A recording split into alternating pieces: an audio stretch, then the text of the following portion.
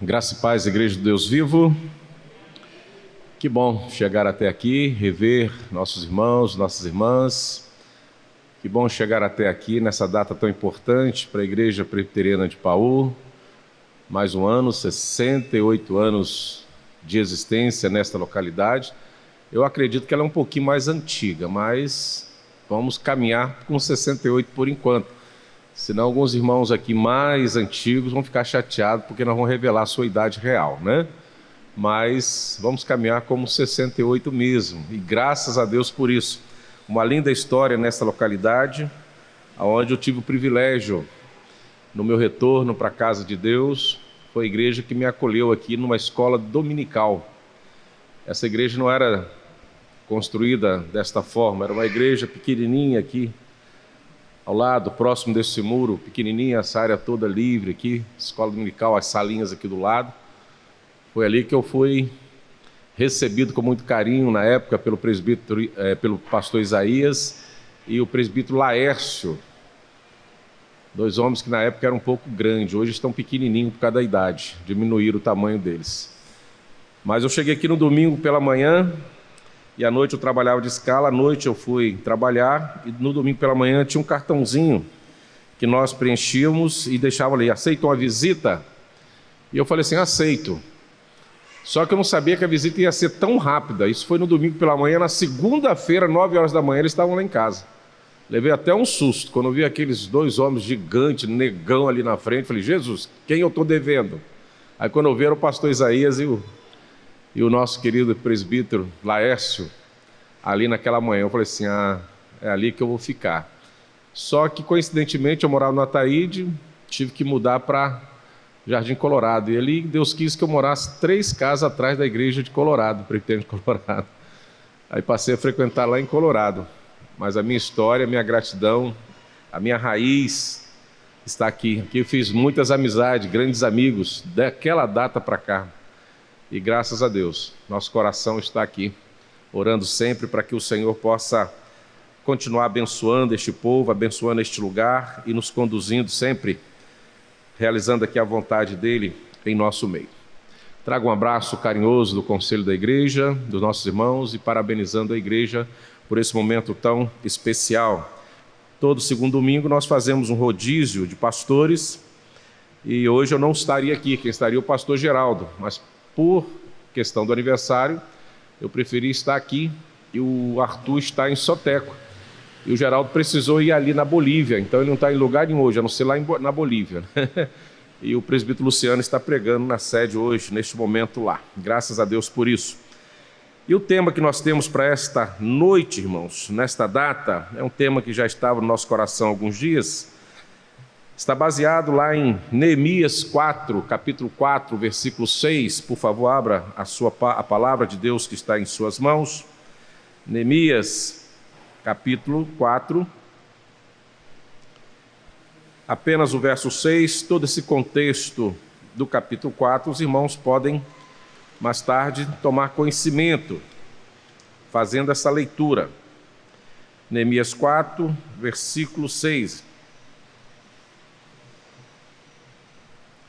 E antes do tema proposto para hoje, eu passei esse tema para o pastor Arthur na quinta-feira, e ontem eu acompanhei no grupo aqui da igreja, eu não sou de comentar muito, eu olho, leio, oro, enfim, não sou muito de ficar ali, botando um sinalzinho, ok, batendo parabéns, muito raramente. Às vezes faço em oração, estamos orando, e muito pouco eu correspondo ali nos grupos, mas eu fico atento àquilo que está acontecendo assim. E eu vi que tinha uns garotos aí, uns meninos, quebrando os muros da igreja. Eu quase liguei para o 190, pedindo aí para chegar aqui uma guarnição, porque estavam quebrando a igreja de Paú. Eu olhei aquilo ali, eu falei assim, uai, o que é isso? Que máfia é essa? Tinha um advogado no meio, dando ali o alvará ali de soltura para a galera, né? Já com a petição em juízo pronto. Ou seja, eles estavam perfeitamente maquinados um com o outro e já protegidos pela lei para fazer esse trabalho aqui. Que bênção, graças a Deus. Resposta de oração. E o nosso tema foi proposto com antecedência a esse vídeo, então não se preocupe, não é porque eu vi aquela maravilha daquele vídeo, vocês produzindo, né? Algo ali no muro da igreja, principalmente do banheiro aqui que estava bem carente, vocês foram à frente. A nossa oração é que vocês continuem fazendo essa obra. Essa história tem uma tradição, tem uma história de voluntariado. Não foram poucos irmãos e irmãs que fizeram um pouquinho desta igreja no voluntariado. E a manutenção sempre foi no voluntariado, para a glória de Deus. Que bom ver essa geração envolvida também com voluntariado na obra de Deus. Também fiquei feliz, há dias atrás, onde uma turminha da mocidade começou a visitar os velhinhos da igreja, os doentes. Que bom, fiquei feliz também. Falei, que coisa está melhorando. Primeiro eles visitam, depois quebra o muro, está tudo certo na igreja. É uma bênção, resposta de oração. Então, aqueles mais experientes aqui, incentivem, apoiem, estejam juntos, tá? É assim que a igreja começa a receber de Deus o que ela precisa, quando todos estão motivados juntos, mobilizados com as mesmas intenções. É possível ter aqui na igreja de Ipaú uma grande igreja, uma grande referência. E eu creio que Deus pode fazer isso através de vocês. Se você ler os primeiros livros da Bíblia, o Pentateuco, você vai ver que quando Deus queria construir o tabernáculo, chamou Moisés, mandou ele escrever e pontuou tudo o que ele queria, exatamente como Deus queria. Mais interessante que Deus queria tudo daquele jeito, numa perfeição, numa riqueza, numa coisa maravilhosa. Só que tem um detalhe. Ele falou para os homens, vocês que vão fazer. Eu quero assim, desse jeito, mas quem vai construir é vocês. Então, a primeira coisa que me chama a atenção ali, além de Moisés, Arão, então, para o serviço espiritual, liderança, ele chamou um dos meninos lá, que era habilidoso para trabalhar com ouro, com prata, para talhar, né? As figuras que Deus queria que fizesse ali na arca e no templo, e falou para aquele menino assim, olha, falou para Moisés, coloca fulano para fazer essa obra, porque ele é habilidoso, Deus falando. Então Deus conhece o talento que você tem. Não pense que Deus não conhece. Deus conhece o que você pode fazer. Mas interessante que Deus falou assim, olha, manda ele ensinar fulano e ciclano, para que também tenhamos outras pessoas habilidosas, os artífices, né, para fazer essas obras, essa decoração no meu tabernáculo. Deus podia instalar o dedo e tudo acontecer, mas para que a vontade de Deus seja realizada de forma visível entre nós, Deus escolheu você, Deus escolheu gente. A história da Bíblia é assim. Deus não precisava nem enviar o seu filho, mas preferiu enviar o seu filho para fazer a obra que eu e você necessitávamos e precisávamos, a redenção ali na cruz. Deus sempre usou gente, pessoas. Então Deus quer usar você também. Não esqueça disso, igreja. Você faz parte da vontade de Deus para realizar a vontade de Deus aqui nessa localidade e em outros lugares que Deus te chamar. Vamos ler esse texto de Neemias, capítulo 4, versículo 6, todos juntos, e nos fala assim a palavra de Deus. Assim edificamos o muro, e todo o muro se fechou até a sua metade, porque o povo tinha ânimo. Vamos de novo. Assim edificamos o muro, e todo o muro se fechou até a sua metade, porque o povo tinha ânimo para trabalhar. Estou falando dos muros de Jerusalém, de uma cidade que foi destruída ali pelo Império Babilônico, por causa da desobediência do povo de Deus. Aquela cidade foi tomada, seus filhos foram levados em cativeiro. O muro foi derribado, destruído, as portas do muro, os portões queimados. Mas nessa situação, esta visão, fez com que Deus levantasse alguém para refazer tudo, construir de novo, fazer de novo. Por isso, nós temos um tema para esta noite. E o tema é exatamente a última parte desse versículo. Porque o povo tinha ânimo para trabalhar. O povo tinha ânimo para trabalhar. Feche seus olhos. Vamos falar com Deus. Louvado seja o teu nome, Senhor. Louvado seja o teu nome. A tua palavra, Deus, está aberta. Foi lida.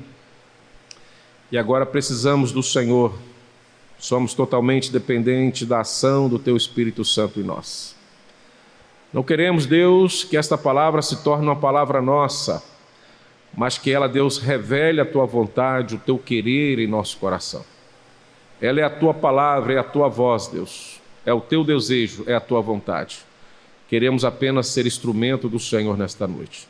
Então nos ajude a falar, a ministrar. E olha para os corações de cada irmão e irmã aqui presente. E ministre em cada coração, Deus, na proporção exata de cada necessidade.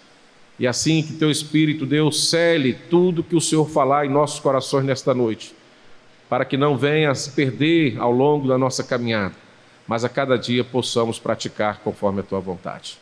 Por isso nos ajude e fale e ministre em nome do Senhor Jesus. Amém. Porque o povo tinha ânimo para trabalhar, é o nosso tema. Neemias levou ali, irmãos, só uma curiosidade de início, nessa reconstrução do muro da cidade de Jerusalém, diz lá em Neemias 6:15, que durou 52 dias só. E nós vamos ver por que o povo conseguiu, num tempo rápido, num recorde, reconstruir os muros de uma cidade em 52 dias. Primeiro eu quero trazer para nós o significado dessa palavra ânimo neste versículo, nesse contexto de Neemias, segundo a palavra em hebraico, a palavra hebraica para ânimo. Então, no texto original hebraico, a palavra traduzida como ânimo significa coração. Coração. E vamos explicar por que isso. Porque traz ao nosso coração a verdade que acontecia no coração, naquele momento do povo de Deus, quando recebe esse desafio de reconstruir o muro. Ou seja, significa determinação e disposição interna. Ou seja, na Bíblia não se refere apenas ao órgão, ao coração, algo físico, mas ao centro das emoções, da vontade, do intelecto. Por isso que a palavra é traduzida por coração. Aonde você coloca o seu coração, você encontra ali um grande tesouro. Também tem um outro significado muito interessante, que é motivação para agir. O texto mostra que o povo não apenas trabalhava, mas fazia isto com o coração comprometido, animado. E é importante guardar esse significado, porque nós vamos ver o que eles enfrentaram para reconstruir os muros de Jerusalém. Mas também significa envolvimento pessoal. Eles não apenas obedeceram a ordem, mas se dedicaram de coração, com entusiasmo e também com propósito. Não fizeram por fazer, fizeram com o coração, fizeram com entusiasmo e fizeram com propósito. Portanto, nesse texto de Neemias 4:6, ânimo representa, primeiro, determinação. Segundo, motivação. Terceiro, envolvimento sincero, com propósito. Então o versículo ensina que grandes obras são realizadas quando o coração do povo está comprometido e cheio de entusiasmo para agir. É uma vontade própria, que vem do sobrenatural, que nos impulsiona, apesar das dificuldades, das limitações, em fazer a obra conforme a vontade de Deus. Se os irmãos me permitem, eu quero trazer também um contraste da palavra ânimo na Escritura. Não sei se os irmãos lembram, lá em Josué 2, do versículo 9 ao versículo 11, aquele momento que Raabe recebe ali os espias e os esconde ali em sua casa, no eirado de sua casa, protegendo as suas vidas, ela vai dar um testemunho. Ela vai dar um testemunho para aqueles discípulos, aqueles espias do povo de Deus que estava ali em Jericó naquele momento, a respeito de Deus. Só que nós sabemos que em Jericó ninguém chegou lá para falar de Deus, pregar. Mas Deus já antecipou, conforme lá em Deuteronômio, que todas as nações ouviriam dele. O próprio Deus fez com que as nações soubessem dos seus próprios feitos. E ali Raabe vai dizer exatamente isso: nós ouvimos o que o mar foi aberto. Nós ouvimos que 3 reis foram vencidos em suas batalhas por um povo que era escravo há 430 anos, que não tinha pego em arma, não tinha habilidade de guerra. O povo de Jericó ouviu esta história, e quando ouviu a história por poder de Deus, o seu coração, ao invés de ter ânimo para lutar contra Israel, que estava ali cercando a cidade de Jericó, o seu coração ficou desfalecido. E Raabe vai dizer assim: nós não temos ânimo. Pode procurar na palavra de Deus, na tradução ARA, revista atualizada. O nosso coração não tem ânimo para lutar. Estamos como pessoas mortas, porém vivas. Não tem como lutar contra o seu Deus. Olha que coisa interessante. A vitória já era certa só por ouvir dizer do povo de Deus. Você precisa crer nisso. E quando preguei sobre esse tema na igreja, eu falei assim: você não precisa ser teólogo para pregar a palavra de Deus. Conte as histórias. Conte as histórias bíblicas e creia que as pessoas vão ficar sensibilizadas, impactadas pelo poder de Deus e temerão o poder de Deus. Ninguém pregou em Jericó, mas o ouvir dizer de Deus e do que Deus tinha feito através do seu povo fez com que aquela cidade de Jericó, que era fortalecida, preparada para a guerra, desmanhasse, ficasse incrédulo, sem ânimo de lutar. É Deus fazendo isso.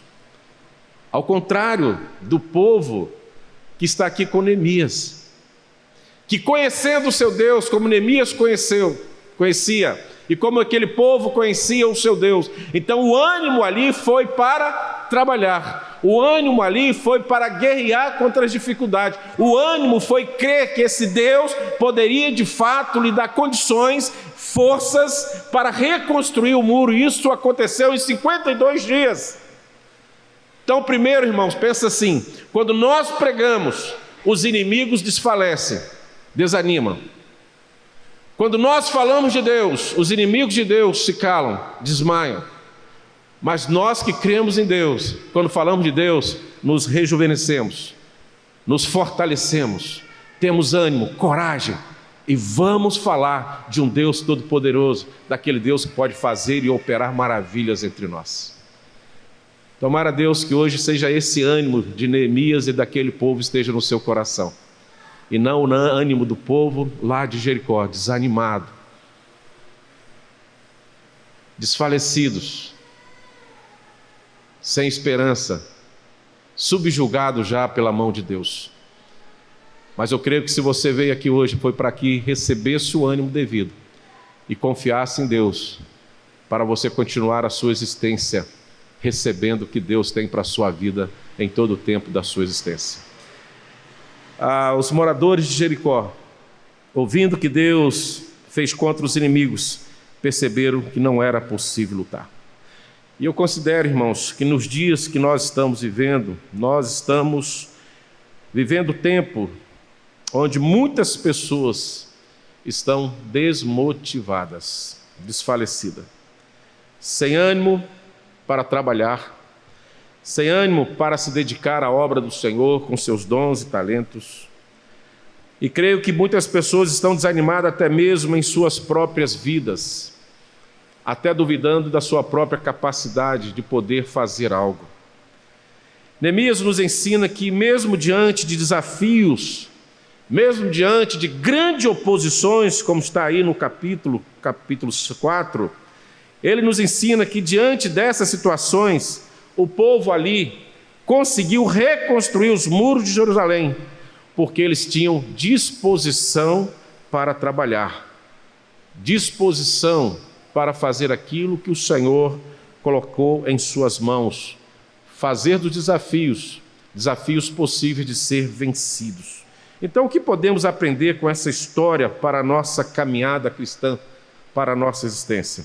Eu quero considerar, queridos, em primeiro lugar, que o ânimo vem de uma visão clara,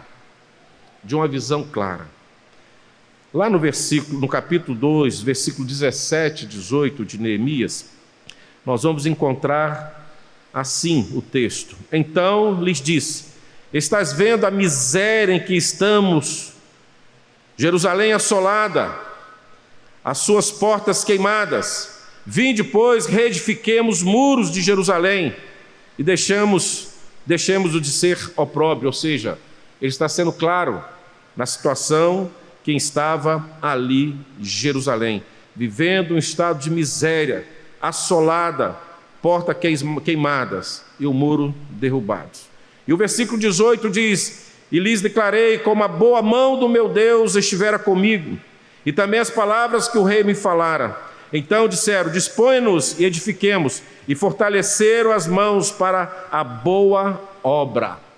Neemias vai dizer: olha, Deus foi comigo diante do rei, e a lei me favoreceu, e o rei foi sensível ao meu propósito, à minha vontade, e a minha vontade era chegar a Jerusalém, reconstruir o muro, acalentar o povo, dar dignidade ao povo.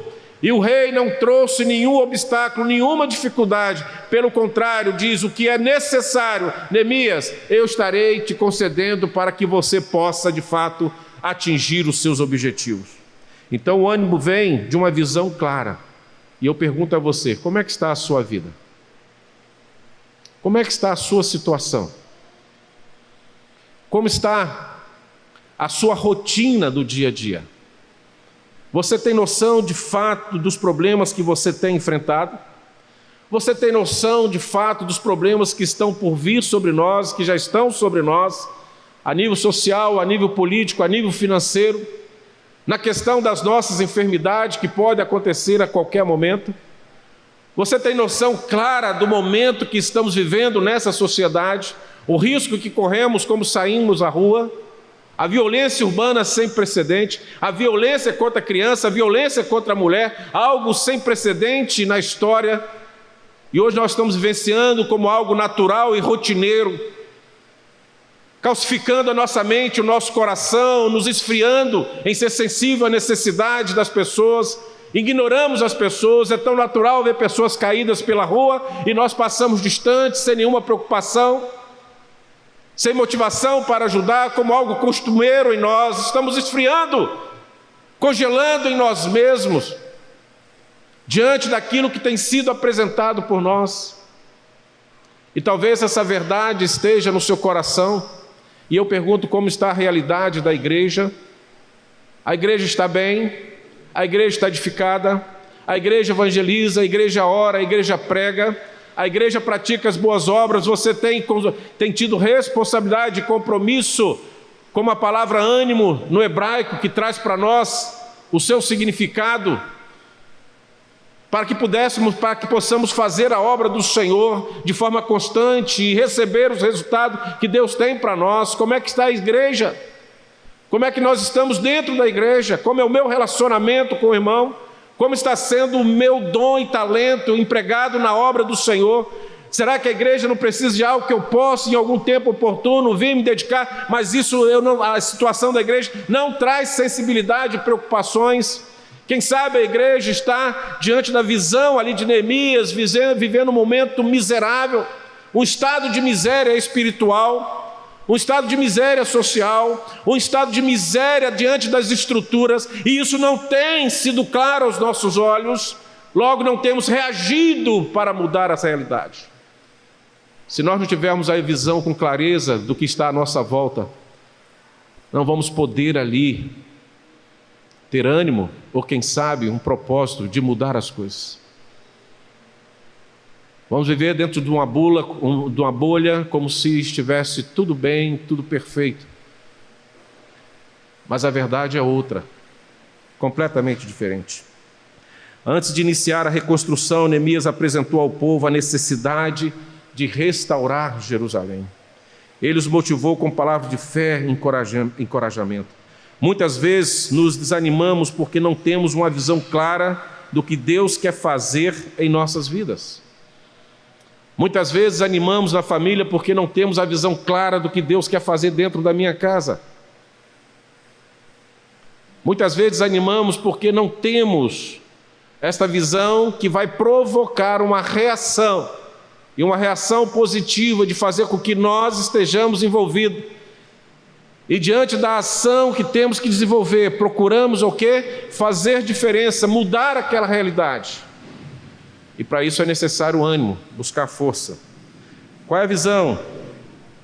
Qual é a visão de Deus para a sua vida? Qual é a visão de Deus para a sua igreja? Qual é a visão de Deus para a sua família? Quando entendemos o propósito de Deus, o ânimo renasce e somos impulsionados a agir. E eu quero te dizer uma coisa com muita convicção no meu coração. E quando agimos diante dessa percepção que a palavra de Deus nos coloca, exemplo de Neemias, algo novo vai acontecer. Algo novo vai acontecer na sua vida. Algo novo vai acontecer na sua igreja. Algo novo vai acontecer na sua família. Então, ânimo. Ânimo. Segundo, eu percebo nesse pequeno texto de Neemias, e vou lá no capítulo 4, versículo 1 a 3, que nós também precisamos ter ânimo, e o ânimo supera a oposição. Primeiro, ânimo para que possamos ter uma visão clara, correta do momento que estamos vivenciando. Segundo, ânimo para superar a oposição. Versículo 1, 2 e 3 nos fala assim: tendo Sanbalate ouvindo que edificávamos o muro, ardeu em ira e se indignou muito e escarneceu dos judeus. Escarneceu do próprio povo, do seu povo.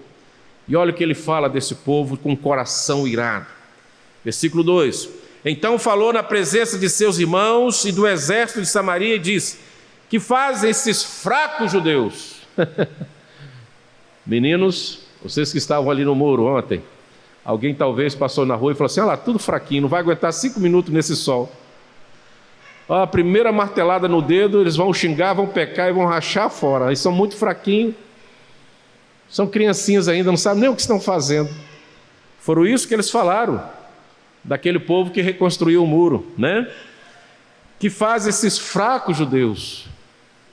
E não se engane, talvez seja alguém irmão aqui da igreja, alguém daqui de nós, ou muito próximo de nós, que viram e talvez pensou assim: não deu 5 minutos para desistir, isso é fogo de palha, daqui a pouco acaba. Pior, depois nós vamos ter que pagar alguém para consertar o que eles estragaram. É claro que eu não sei o que aconteceu e talvez ninguém falou, e tomara que ninguém tenha falado nem pensado sobre isso. Mas aqui o que nos revela a palavra de Deus, que aqueles que foram reconstruir os muros de Jerusalém, os próprios seus irmãos assim falaram: eles são fracos, fracos. Permite-se-lhes isso? Sacrificarão? Olha só. Darão cabo da obra num só dia? Não. Renascerão acaso os montões de pó, as pedras que foram queimadas? Ou seja, fala assim: olha, só tem uma condição de construir. É se tudo que eles derrubaram, tudo que foi derrubado pelos babilônicos, Deus estalasse o dedo e fosse reconstruído como um gesto de um milagre, de uma mágica qualquer. Porque das mãos dos fracos judeus ali, nada vai sair. É pouco a ira deles, a vontade de trazer e provocar desânimo, fazendo uma oposição àqueles que trabalhavam. Eles não pararam, eles continuam e fala assim: estava com ele Tobias, o amonita, e disse: ainda que edifiquem. Veja bem, quem estava ali ontem? Levanta a mão aí, trabalhando lá no pesado. Quem dá? Um? Só um? Todos eles morreram depois de vir pesado? Ô Jesus, tá? Cadê os homens que estão trabalhando? Seu pai e quem mais? Quem mais? Carlão? E André. Aê, gente boa. O que eles falaram aqui depois? Mesmo que eles construam esse muro, vindo uma raposa, vai derrubar esse muro de pedra. Ou seja, é tão mal feito, tão fraquinho esse serviço, que o primeiro que tocar vai cair. Olha só que coisa. Primeiro eles falam que são fracos, não conseguem construir. E fala: se por um acaso construir, no outro dia cai. Ninguém nem vai perceber o que foi feito. Você quer mais oposição do que isso? Eles enfrentaram isso. Então aquela obra, diante da liderança de Neemias, enfrentou zombarias, enfrentou oposição de Sanbalate e Tobias, mas o povo não desistiu. Ainda temos, infelizmente, Sanbalate e Tobias entre nós. Muitos, não poucos. Sempre haverá obstáculo quando estamos fazendo algo para Deus, porque nós, quando colocamos a mão no arado, abre-se um grito de guerra contra as potestades, abre-se uma batalha espiritual sem precedente, abre uma guerra contra o inimigo da igreja, que é Satanás.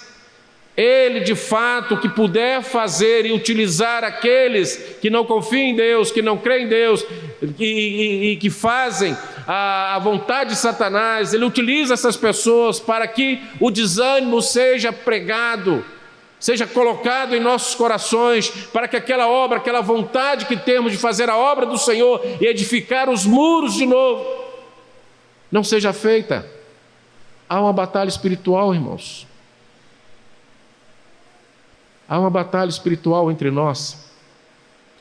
No primeiro momento que você foi chamado por Deus para pertencer ao povo de Deus, essa batalha iniciou e ainda está presente.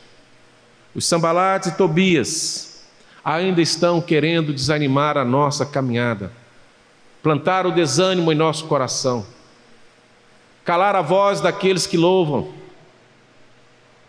fazer com que os joelhos daqueles que oram não se dobre mais no templo, daqueles que pregam a palavra desista de pregar, daqueles que são fiéis no dízimo e nas ofertas deixam de ser, daqueles que se dedicam com seus dons e talentos para fazer a obra do Senhor, desanime e não vem mais.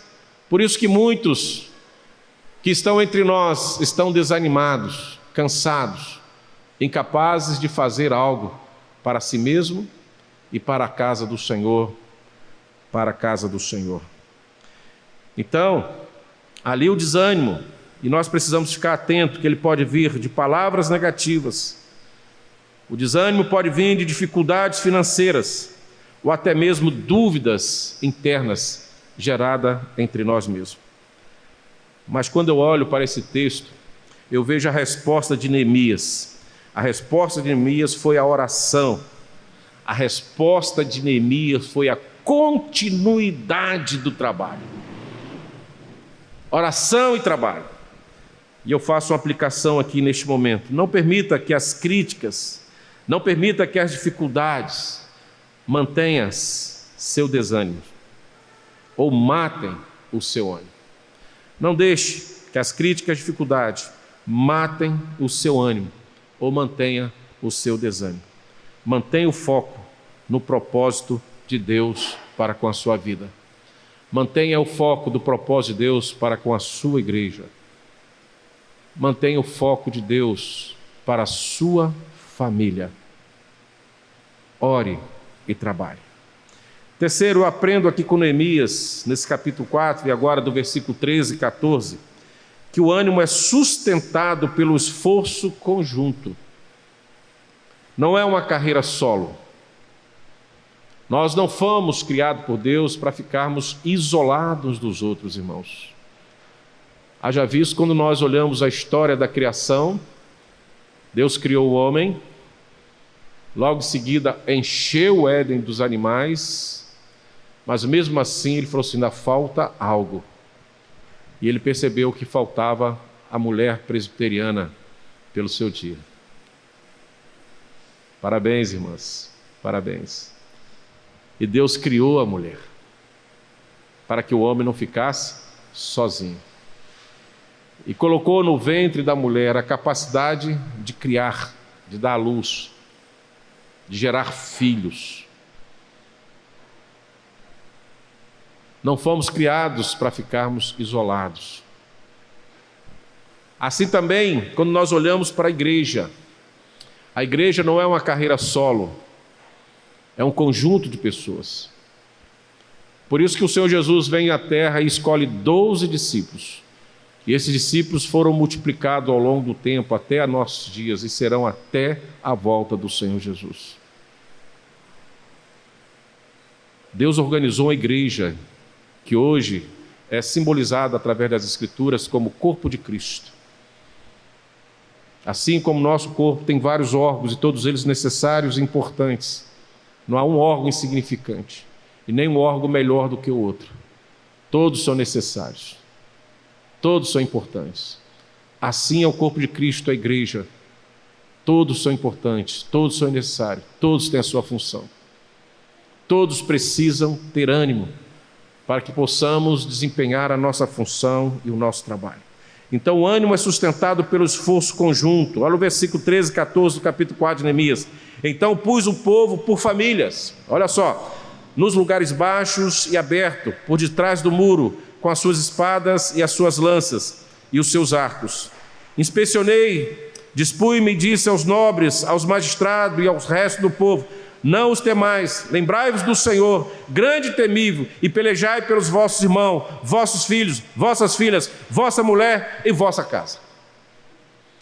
Eu vejo a visão de Neemias. A visão de Neemias não era apenas uma visão para o momento que ele estava vivenciando.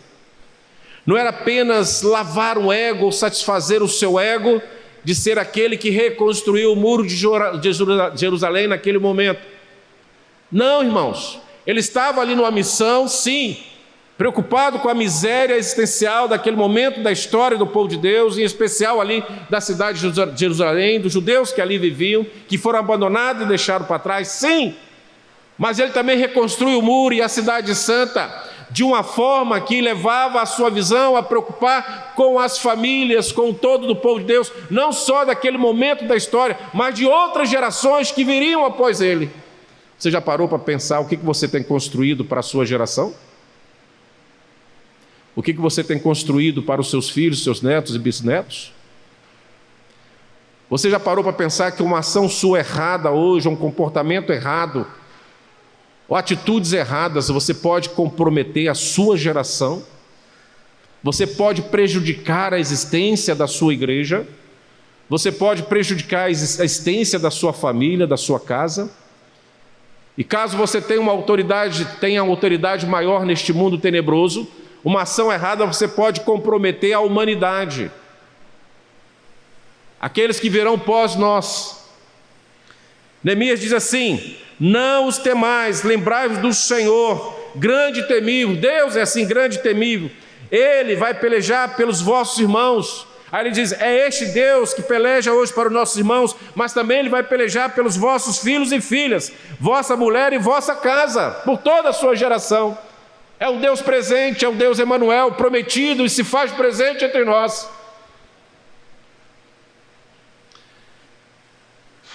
Tempos atrás, não muito distante, em vez de quando aparecem algumas tragédias nas escolas,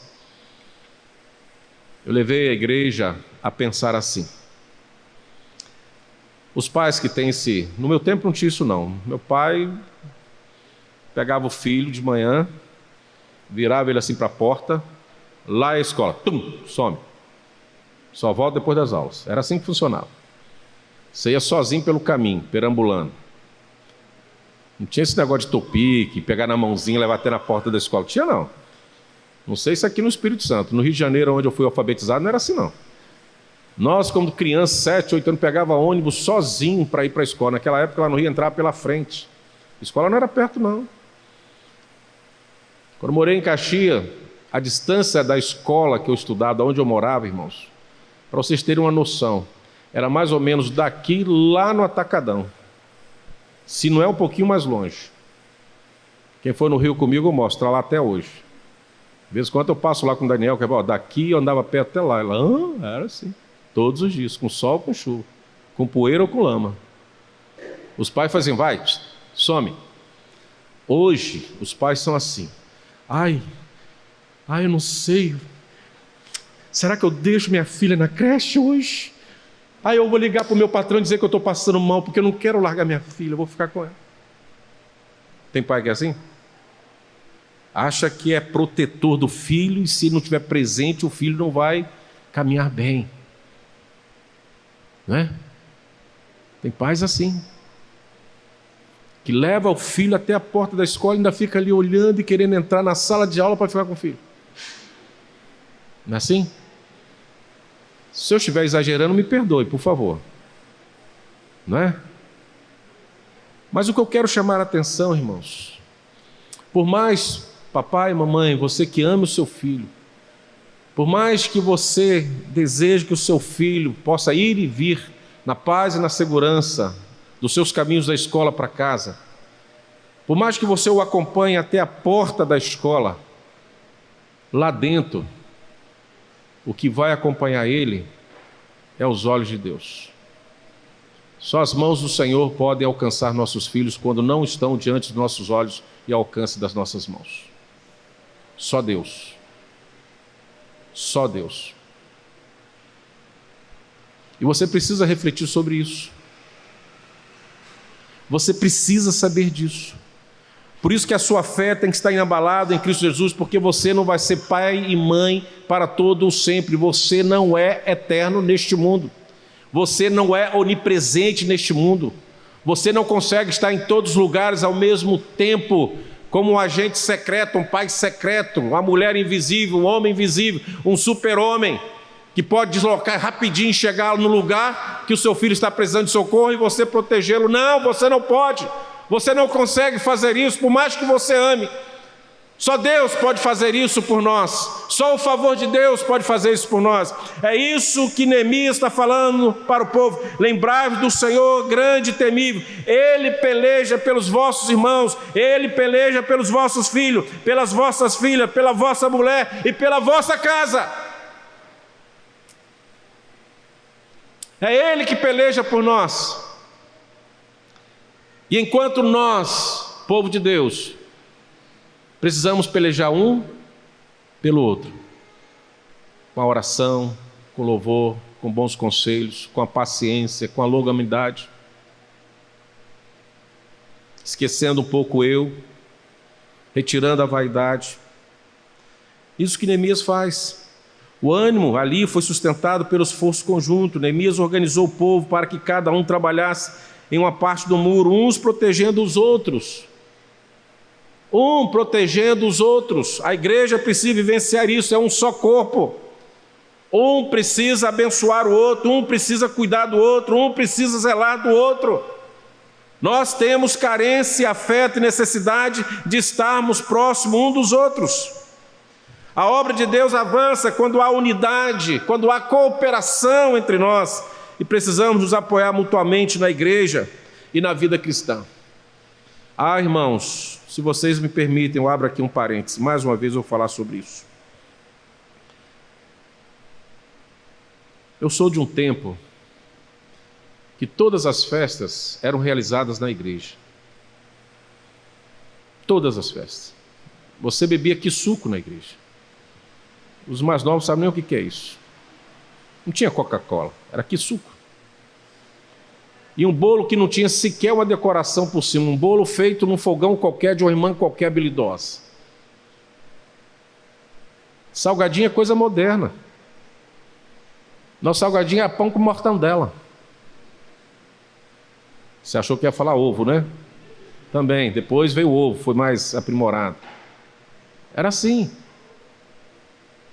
E nós nos ajuntávamos na igreja. Aniversário do meu filho aonde? Na igreja. A igreja não tinha salão como tem hoje não, era tudo no pátio. Se chover, molhava todo mundo, não tinha conforto nenhum as igrejas. Essa igreja, essa bancada aqui, pela graça de Deus, ela foi adquirida quando nós chegamos aqui. O banco desta igreja aqui é só misericórdia do Senhor. Não sei se sobrou algum por aí, é bom nem sobrar. Eu acho que nós doamos tudo, né? Foi para uma igreja que está sofrendo até hoje, eu acho. Aquele banco era o sacrifício perfeito do cristão na casa do Senhor. Que banco horrível. Foi um banco que eu falei, Senhor, não dá. E essa bancada, graças a Deus, parabéns à igreja, está conservadíssima. Foi no início do nosso ministério. Cada irmão comprou um banquinho aqui, cada irmão. Cada irmão ofertou por um banco. Teve irmão que comprou 2 bancos aqui de oferta. E não levou para casa não, está aqui. Ó. Tem gente que doa coisa para a igreja, quando sai da igreja aborrece, leva nas costas, né, irmão? Eu conheci um pastor que levou as cortinas da igreja. Tem esses negócios da igreja também, né? Tem esse negócio da igreja, só Jesus. Mas hoje, a igreja era tudo, casamento, festa, tudo na igreja. Hoje, sabe o que se faz na igreja e se convida a igreja? Velório. Velório. Por enquanto, porque tem um lugar aqui em Vila Velha, esqueci o nome da funerária lá, do salão lá. Era até um lugar de festa, hoje virou um lugar de velório ali. Eu fui lá acompanhar um irmão de uma irmã nossa lá da igreja. Eu quase pedi para morar lá dentro. Olha, quando eu cheguei no velório, o cardápio era farto. Não, estou brincando não, eu esqueci o nome do negócio lá. O que tinha de coisa para comer enquanto o corpo estava sendo velado era brincadeira. Zelo, isso. No centro de Vila Velha, não é ali? Não, no centro de Vila Velha, o Zelo é lá, fica ali. É na principal, onde era uma caixa. Eu falei assim, Jesus, eu acho que até o velório vai sair da igreja mesmo, porque a Zelo está levando tudo para lá, só por comes e bebes. Chorar ninguém chora não, mas comer, misericórdia, só Jesus. Estou brincando não, é sério o que eu estou falando. Estava lá, quem quiser, passa lá, que velório é assim, qualquer um entra, né? Qualquer um entra. Quando você vê lá que tem um velório lá na Zelo, você entra, você vai almoçar lá dentro. Já tem uns interessados aí, quer ver? Já tem alguns que passam lá para ver o calendário lá do velório lá. Né? Aí hoje nós precisamos, só trazemos para a igreja o velório. Porque os aniversários e casamento acontecem onde, irmãos? Em cerimoniais. Eu tenho alguma coisa contra isso? Não. Eu só fico preocupado quando você tem que convidar as pessoas para ir lá. Aí começa a lista assim, os parentes mais chegados, nem todos, os mais chegados. Depois os amigos do trabalho, nem todos, os mais chegados. Não é isso? E a igreja? A pessoa coça a cabeça e fala assim, bom, pastor não posso deixar, eu tenho que convidar. Aquele ou aquele presbítero, aquele irmão, aquela irmã vai. Os restantes não. Por quê? Porque ele paga para você ir lá. Parabéns para você. Eles pagam para você cantar. Você não percebeu isso não?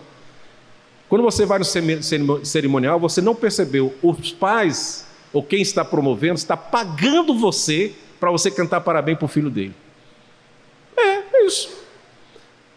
Ou não? Se alguém não tiver na lista lá, o cara deixa entrar? Meu irmão teve uma surpresa no aniversário de 15 anos da filha dele. Fez do Lucas aqui no centro de Vila Velha. E a minha cunhada é muito expansiva, conhece só a feira toda. E meu irmão contou ali 200 pessoas, muitas pessoas pro local. Pá, bancou. E a minha cunhada não falou nada, deixou quieto. Quando começou a festa, culto, para um ônibus, um micro-ônibus na frente do Lucas. A galera do bairro. Ali que meu irmão soube. Aí, o que ele fez? Teve que pagar para aquela galera, para não ficar muito chato. Talvez você vai ficar assim, revoltado com o pastor Arildo. No dia que você fizer uma festa no cerimonial, você está dizendo assim de forma perceptível, eu estou pagando para você ir lá, comer e cantar parabéns para os meus filhos. E se possível, leva um presente. É isso. Agora eu pergunto, você consegue levar a igreja toda no cerimonial? Não. Não leva. Por que você não leva a igreja toda? Porque não cabe no seu orçamento. Acho que é isso, talvez nem seja isso, mas acho que seja isso. Que eu acho que a primeira lista de convidados para cerimonial, irmãos, deveria sair de dentro da igreja. Se sobrasse alguém, você levava um parente, levava um amigo, um colega, teria que ser todos os membros da igreja, se você for. E eu explico por quê. Alguém já ficou doente aqui? Alguém já ficou internado aqui? Qual a primeira coisa que você faz que tem alguém da sua família doente ou enfermo, ou vai fazer uma cirurgia ou alguma coisa? Qual a primeira coisa que você faz? Você que é membro da igreja. Fala alto, por favor. Agora deixou de ser culto para ser EBD. Vamos lá. Vai para o WhatsApp. Ore por mim. Dá até o horário, o bate-canal e o lugar, como se Deus não soubesse. Você dá o endereço para Deus. É no hospital tal, a tal hora, e dá até o nome do médico, algumas coisas. E explica a gravidade do negócio. Então a Betânia, quando vai narrar a gravidade, dá até medo. Meu Deus do céu. Eu quase pergunto a ela, vem cá, pela sua fala já morreu, né? Não, ainda não, está vivo. Pensa que eu não ouço seu áudio não, Betânia? Eu ouço todos eles. Você chama a igreja para orar. E você chama de graça e pela graça. Você não paga ninguém para orar por você. Mas quando você vai festejar um filho, uma mãe, seja lá o que for, no cerimonial, que passou por aquele momento de oração da igreja e Deus deu a saúde, você não leva a igreja. Você não leva a igreja. Não leva a igreja. Amados, é uma crítica dura, pesada, talvez até fora de hora. Mas se nós queremos viver como igreja e construir e reconstruir o muro, o ânimo é sustentado pelo esforço do conjunto. E isso precisa ser todos os dias na vida da igreja. Não só nos momentos de dificuldade que eu preciso de alguém para orar. Não só nos momentos que eu preciso de alguém para pintar, reconstruir o muro. Então, os momentos de alegria eu também preciso trazer à casa do Senhor. Eu preciso trazer a este santo lugar e chamar a igreja para que aqui faça um culto de louvor e adoração. Depois, meu irmão, não tem problema. Serve ali um pão com farinha e um café e está tudo bem, glória a Deus. Porque é a Deus que você tem que louvar e glorificar. Nós trazemos os homens para olhar para nós. É a decoração, é o conforto, é o chique, é tal. Queremos de alguma forma nos destacar. Mas aquele principal que deveria estar ali presente, ser glorificado e adorado, não foi convidado, que é Jesus. No dia que você me chamar para um cerimonial e no final ali você falar assim: pastor, faz uma oraçãozinha, eu vou te xingar. Eu vou te xingar. Porque é isso que eu sou convidado. Todo mundo come, bebe e tal, canta parabéns, às vezes até o fundo musical é da Xuxa. Era da Xuxa, né? Agora não sei o que é que eu estou fora da sintonia aí. Quando todo mundo está lá no final, que ele não quer prolongar o horário, senão tem que pagar mais um pouquinho, aí ele naquela pressa fala assim: pastor, por que foi? Faz uma oraçãozinha. A oraçãozinha é o termo que eles usam. Faz uma oraçãozinha. Eu vou xingar da próxima vez. Ou não faça nada, meu irmão. Vai lá, corta o bolo, parabéns para você, glória a Deus. É isso a sua intenção. Essa é a nossa intenção. Mas sabe o que é conduzido ao templo? É o velório. Aí você traz o corpo de alguém para ser velado na igreja. Mas quantos aniversários daquele corpo, daquela família, a igreja foi negligenciada, não estava presente? Reflita sobre isso. Reflita sobre isso, porque quando eu falei lá, você sabe a realidade que estamos vivendo? Você tem isso com clareza? Eu, como pastor, tenho isso com clareza. Eu vejo isso. Por isso que muitas vezes nós, como igreja, não conseguimos reconstruir os muros, porque nós não estamos unidos, não estamos fechados no mesmo propósito, não temos o contentamento. E nos afastamos da casa de Deus, nos afastamos dos irmãos, e depois reclamamos porque algum outro irmão não lembrou da gente como estava enfermo, nem sequer foi visitar. A obra de Deus avança quando há unidade e cooperação, então precisamos nos apoiar mutuamente para viver essa realidade dentro da igreja e na vida cristã. Se um desanima, o outro fortalece.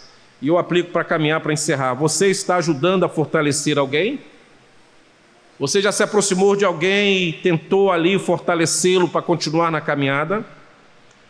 Ou quem sabe você precisa se aproximar de irmãos para ser fortalecido? Se você sabe fortalecer e não tem feito, tem pecado pela omissão. Se você sabe que tem alguém que precisa ser fortalecido, vá lá e fortaleça. Agora, se você sabe que precisa ser fortalecido, procure alguém que possa te ajudar nesta caminhada. Quando eu falo assim, o meu sono com a parábola do filho pródigo, naquele momento crucial da sua volta, a volta é muito difícil para nós. É muito difícil a volta para a casa do Senhor. Mas a parábola contada pelo Senhor Jesus, lá em Lucas 15, fala de uma cena que eu acho de extrema importância.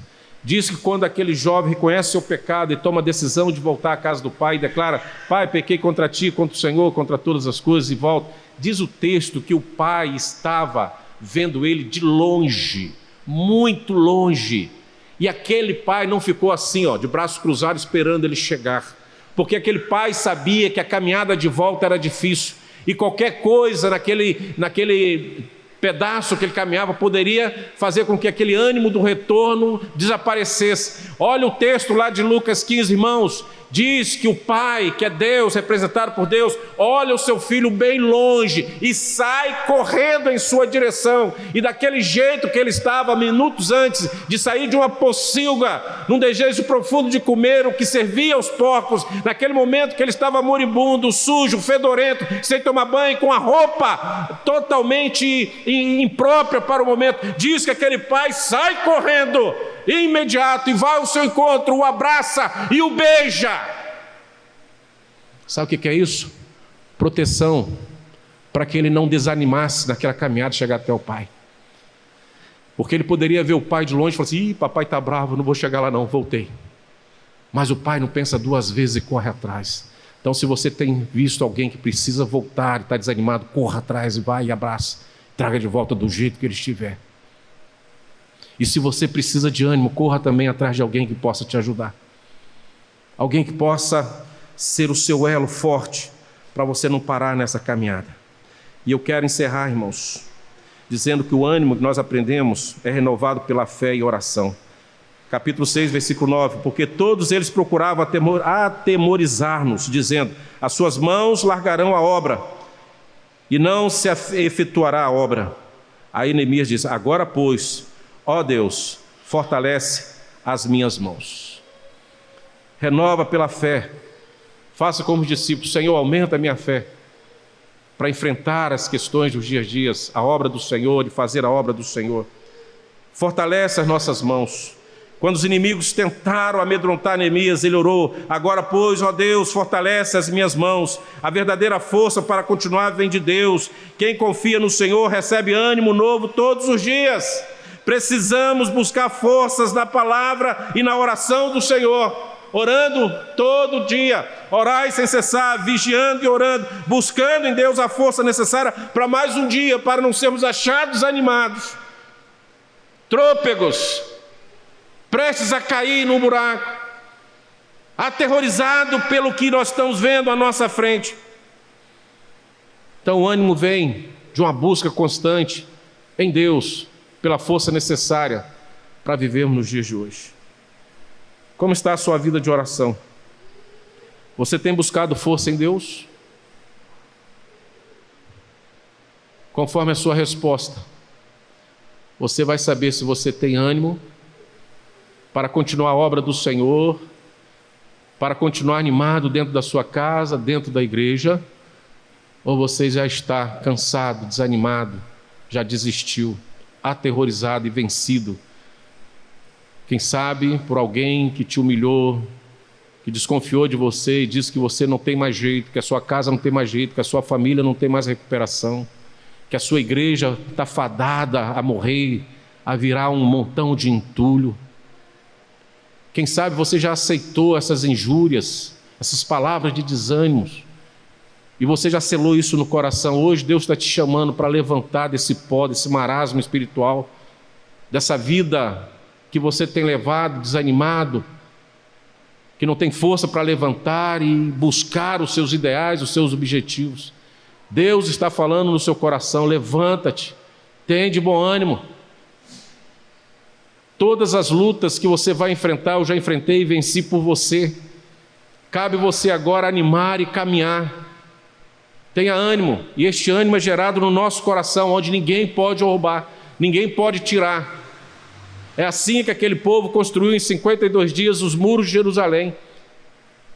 Viveram todas as agressões, viveram todas as oposições possíveis naquela época, mas eles buscaram a força em Deus. Agora, pois, ó Deus, fortalece as minhas mãos. Que seja a sua oração nesse dia, nesta noite. Neemias e o povo conseguiram reconstruir os muros porque tinha ânimo para trabalhar. E este ânimo veio da visão clara da superação da oposição, do esforço conjunto e da fé em Deus. Irmãos, temos desafio, e eu quero deixar esse desafio para você nesta noite. Você está desanimado em alguma área da sua vida? Hoje é o dia de renovar seu ânimo em Deus e continuar a obra que Ele colocou em suas mãos. E eu quero deixar um texto santo e precioso de Neemias para o seu coração, para que você não esqueça disso, caso você esteja vivendo ali um paralelo com o desânimo, quem sabe desistindo de muitas coisas. Abra a Bíblia, por favor, e se coloque de pé. Em Neemias 2, versículo 20.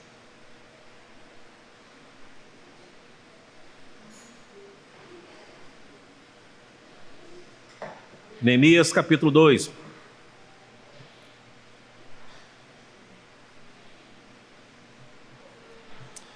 Esse é o desafio para você, Igreja Presbiteriana de Paú. Esse é o desafio para você, minha irmã, na sua família, na sua casa. Esse é o desafio para a sua rotina de todos os dias. Não esqueça disso. Neemias 2, versículo 20. Vamos ler todos nós juntos?